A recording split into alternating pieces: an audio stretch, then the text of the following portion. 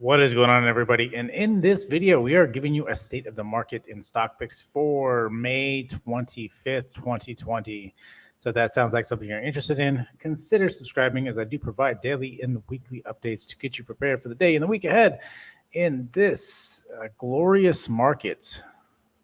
Yes, it is quite glorious, considering that, the past 2 years we really got spoiled, and this year has just been a bunch of junk. Nonetheless, I am here trying to make you better, and also in turn help myself kind of go over the day and see where we are at. So we are looking at the state of the market right now. Currently, right now, opening up the day, we had some bad news that I didn't capture on the last video last night. I had recorded the video a little bit earlier yesterday, and then Snap had earnings, and their forward guidance is really bad, so much so that it affected Google and Facebook at the same time. So any companies essentially getting ad revenue or having a huge chunk of their proceeds coming from ad revenue got smacked last night because they are guiding down on a lot of different things. They are slowing down on projects. Because of sanctions, because of inflation, energy costs. There's a lot of reasons to why these companies aren't hiring currently right now. So that being said, it caused a huge gap down on Snap, Google, and Facebook.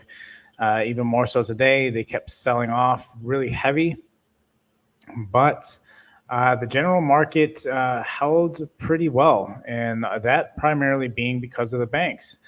The banks are something I've been talking about. We can actually go flip to the banks real quick. I'll bring up JPM. JPM's been a beast actually over the past couple of days, and this is why I say you need to be watching banks because there's been this descending wedge. And today was actually the retest. We came out and we retested it, and then we popped right back up. So this is a good sign. It held. That means tomorrow could possibly be a huge day for the indexes. It's not saying for tech. Tech has really still been struggling to do anything. Any kind of pop it's been slammed down, essentially ultimately because of inflation and what's going on with rate raises. And we got a big date tomorrow. We got the FOMC minutes. Again, that's going to provide insight in the last meeting and why they came to a 50-point basis move. What are they seeing? Gives you insight into the Fed and how they are looking at things, interpreting things, essentially kind of letting you know what they could potentially be doing for the next meeting. And that's why it's a big report tomorrow. So being said, the banks look really good. We have the retest. We have the pump back up. As long as essentially JPM can hold above this, I think we could be back in action tomorrow for a quick rally right into the notes, the minutes tomorrow. So again, same thing with Goldman Sachs, had a retest. We did have a small little break here, retest and trying to break out. We have a larger break here on Goldman Sachs though. Bank of America, nice little pullback and trying to pump and break out as well. Well, let's go back to the general index. So that is kind of what's been holding the index up. You have that, and you also have value. Some value did very well today and recovered. I think I know John Deere was doing very well. BA I think was pushing back up as well. Let me check out BA real quick. BA is kind of holding, but not the greatest. Though there's a lot of things that aren't doing the greatest still. But banks will play a huge part in the way this market's going to hold up. And if they start pushing, again, they've held up the market a couple of different times. When value is hurting, as long as things don't slip too much, the banks can do it pretty much by themselves for a short span, but they'll need the rotation into tech and into value to help pull it back up completely. So being said, we did have a quick sell this morning because of the news with tech. Tech was selling so heavily, and that pullback on the banks caused this dip yesterday. We're really trying to break out of this. So we're really trying to see if we could break above probably the 39.61 tomorrow. If we can do that, then you're going to have that psychological 4K, which would put us right back on that trend line, possibly tomorrow, possibly going into the meeting notes. I think is a very strong possibility that we could have a bit of a rally in the morning, and then those notes come out and then could sink us and retest this smaller trend line here and potentially try to break us out of here. Again, we're going to need some strong news to break out of here, or we're just going to continue to chop, I think, in this section here until the next FOMC meeting, which I believe is on the 14th of next month. And we'll see if we come in with a 50-point or 75-point. And again, I think the biggest concern there is 75-point basis, as Powell has not taken it on the table. Again, they're trying to play catch up on the inflation game. So we're going to have to see what they do there. But right now, again, we're in a very tight spot. And I can guarantee you, we have any kind of positive news, we're going to get one hell of a squeeze, in my opinion, and going to shatter straight through this 20 EMA. If potentially, if there is really bad news that comes out tomorrow that someone has not foreseen, it could sink us back down to this level. And then again, FOMC meeting. This is why I'm kind of thinking we're going to kind of possibly chop around here unless we get really positive news, which I don't see anything coming yet. Or potentially, again, we get 75-point basis move. Could sink us down even further. Again, when you start getting these higher time frames, I've talked about retesting the 20 and then hitting down to that 50. We've had a massive influx of negative news coming out with monkeypox. Again, value not doing as well, so essentially sold us off here. Then again, got more news about ad revenue. So a lot of the other big companies that were holding up during the pandemic, that when Tesla and everything else was going down, having the ad revenue, your Facebooks and everything, played safe haven for a short while. They're all doing extremely bad. The forward guidance signals are extremely bad. So nothing is looking great. We still need another quarter of GDP to really determine if we're in recession. But being said, we have to see where we land. And this is the game we've been playing almost every night. Where do we land in the morning is really the question. So to get closer insight into what I am talking about is again up to here at the 40-45 mark. I think we could potentially rally up here in the morning. The market kind of wanted to go towards the end of the day, but it's really slamming on this first trend line and not breaking. Again, we hit it overnight. We came down. Second attempt, typically we would break it. So if we could break above this in the morning, see if we can run for that before that report. Again, I don't see anything positive really coming out of that report, or any new. If there's no new information that could be considered positive to potentially try to break, but we'll have to see. Again, we had that first retest of the 20 EMA and we sold off. Again, you're talking about higher time frames down here, so I don't really, like I said, I don't really see us coming down this far unless there's some really bad news that comes out. And considering bad, it's going to have to be really bad, considering everything is already bad. So again, we'll see what happens.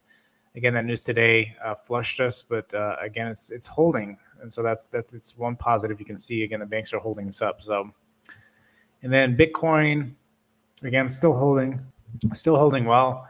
Again, nothing concerning here. Again, I think with the market and everything going on, as long as it continues to hold here, we'll be fine. I think we're at a bottom, something I've been talking about, even though it's been frustrating. Every time we try to pop, we sell off. There's more bad news, but the good thing is that the new bad news that's coming out isn't selling us even more. So we kind of just been playing range, which is good to see again on Bitcoin. Again, there's a lot of underlying stuff that's being changed right now. A lot of people might be coming out of crypto, but you have to understand that a lot of underlying framework is being set for crypto to essentially almost take over. So again, not concerned here. Maybe this is new base. Time will only tell if this around this 30 mark is going to be the new base. We've been bouncing between 29 and 30 for a minute. Again, these massive influxes, I don't see any. We haven't seen the massive volatility like we typically had. Now, yeah, you're seeing these 1,000 point moves and stuff, but it's becoming more normalized. And this is typically what happens even with stocks. When the stock joins the index, typically you'll see more normalization like this. You won't see these wild, crazy swings like you typically would, and especially in crypto. In crypto, you have these huge, right, like 10K drops, 10K pushes. And I think the more normalization you get, you'll be seeing less and less of this. You start seeing more of the 1K, 2K possibly. Again, you're still going to have events that are going to drop at that just like that, but in a normal environment, you'll probably just have these 1K swings or so on Bitcoin. But we'll see. We'll see how the rest of this year is playing out. Again, I'm just got to get through the junk right now, and then things should straighten out. Tesla is actually really winding tight here. It looks like the bottom channel is really tightening down. I mean, you could even draw a bottom channel here. And what makes me think that this could potentially be a huge breakout here with Tesla, or it could potentially be a big breakdown. But ultimately, Tesla's really winding tight. It doesn't want to sell past the 620. Again, I think it could possibly drop me down to 600. And we're talking higher time frames. There's no guarantee you're going to touch that 50, but you can come pretty close. And I think we're getting pretty close for Tesla to bounce out of here. And again, it's winding very tight down here. And typically when it starts winding tight, what I mean winding tight is the movement is very, very tight. You're not getting huge moves anymore. Then you typically get an explosion to the upside. And so that's what I'm kind of looking at Tesla going forward in this week. Again, if there's no new news coming into tomorrow, I could potentially see this really breaking out and running. So we have to see how that works. Apple, it seems like it's holding pretty decent here around that 20. I know Apple has been playing really weird lately. It did break a key level up here. Again, it really hasn't tested it, and it's just kind of fallen off. But we do have the whole China stuff, and that's something else that could potentially continue to make us drop. So don't look too quick to the upside. Don't look too quick to the downside.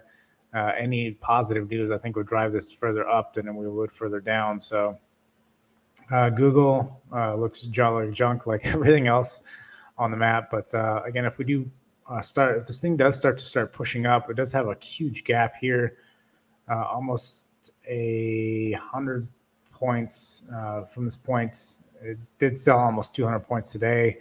Made up 100 today. I think we could potentially make up another 100 tomorrow, and then possibly even another 200. Could potentially get up to 200 points here to the upside to retest that 20 EMA. I think could be a strong possibility if the market does decide to turn. It's one of the first ones that does again start ripping pretty quickly. I'm trying to think. AMD chips are still holding very well. Again, I don't want to give levels too much. A lot of these things are chopping a lot, so it's kind of more just waiting. Amazon could be a potentially really good play here. It is really trying to get back into everything.